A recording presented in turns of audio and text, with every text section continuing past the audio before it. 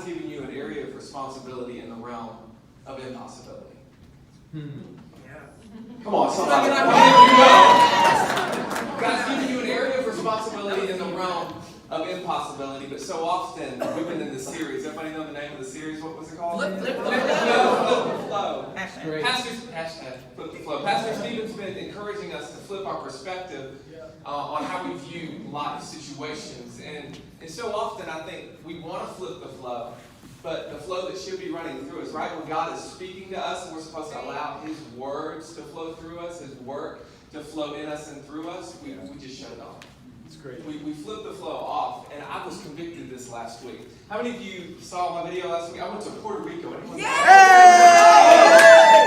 went to Puerto Rico last week, and I was super convicted because I was on vacation. You got the sunburn peel to prove it also. Don't judge me. I got a little bit of sun last week, but I went on vacation. And how many of you, when you go on vacation, God wants to flow through you? You're not taking a break from your relationship with God, but you just naturally flip the flow off, right? You just turn what God wants to do in you and through you. You turn it off because you're on vacation. And that was me last week. So we went down to visit some of our family who's in the Coast Guard, and it seemed like everywhere we went, they invited someone out to hang with us. And I don't know about you guys, but when you're on a beach vacation, you don't dress in elevation skinny jeans. Jean jacket. I was in shorts and a shirt, and my belly was probably hanging out a little bit. I don't know all that was going on, but I was in vacation mode. Right. And I turned it off, and they would invite people out. There was this one couple, Ashlyn and Nick. They came out with us probably 5 times, and every time I was out with them, I felt God want to use me to take the conversation deeper, to say something, to invite them into something, because I knew mentally, emotionally, spiritually, they were far from God. But every time God would prod me in that direction, He would prompt me in that direction, I just shut it off. And there was this one evening, we were out on a beach called Wilderness Beach. We were going to go surfing the next morning, and he just opened up a conversation with me, and I remember thinking, I don't feel like having this conversation. You know when someone brings up something political, and you're just like, I'm a pastor, I'm a person in the church, and I don't want to talk about this, Democrat, Republican, I'm not talking about that, and I just shut it off. And I actually pulled out of that conversation and went and sat in my hammock for a little bit. And God convicted me, man, I've called you to do something. And I'm reminded of this text, Mark chapter 6. Many of you may have read it, but in Mark chapter 6, John the Baptist dies, and Jesus' disciples come back from a period of ministry where they've been working really hard. And Jesus says, we're going to go out into the wilderness to rest. And you know this story, right?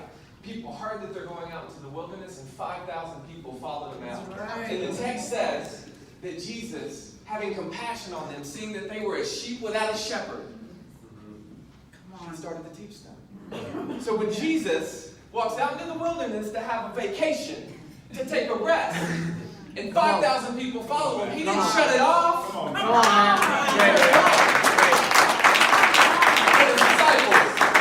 But His disciples. Everyone with me. But His disciples. They come up to Him and they said, Rabbi, it's getting late. We should send these people back so that they can buy food. And Jesus responds to them. And this is where I think the disciples had shut it off. But Jesus is encouraging them, and He encourages all of us. No matter what mood you're in, no matter where you're located, whether you're at church or at home, at your workplace, you got to turn it on. He said, you feed them. Great. Wow. Jesus said, you feed them. He gave them an area of responsibility in the realm of impossibility. Right, come on. It was an impossible task to feed 5,000 people, and His disciples respond in suit, right? They say, what do you want us to do? You want us to go buy bread for 5,000 people? That's a lot of people to buy stuff for. That's a lot of logistics to deal with. I ain't got that kind of money. And then Jesus says this. He says, how many loaves do you have? Now, how often do you, when you show up at church, when you show up at your workplace, you think, I ain't got time to do this. I don't have the ability to do this. I don't have the capacity. Did you know God's already given you that capacity? Come on, man. He's giving you the tools that you need to handle it. So great. But then the next thing He says, how many loaves do you have? Then He says, go look. They hadn't even looked! Now people are going to be walking in today who have never trusted in Jesus, who have never heard something that has shifted their perspective. They've never flipped the flow because they don't know who Jesus is. and we have the tools. God has given you this area of responsibility, whether it's handing them worship, God, whether it's forcing someone to sit down next to somebody in a seat, whether it's handing them a VIP brochure saying, hey, you got an orange Bible with a gray slip around it. I need to talk to you. Regardless of what it is, He gave you that area of responsibility. And the coolest thing about it was, Jesus says you feed them. Jesus says, how many loaves do you have? And you've got to figure that stuff out. He says, go look for it. But we know what happens at the end of the story. They only had 5 loaves, 7 fish, something like that. I'm paraphrasing. They had less than they needed. And Jesus provided more than they needed. So when you by yourself, it's not enough.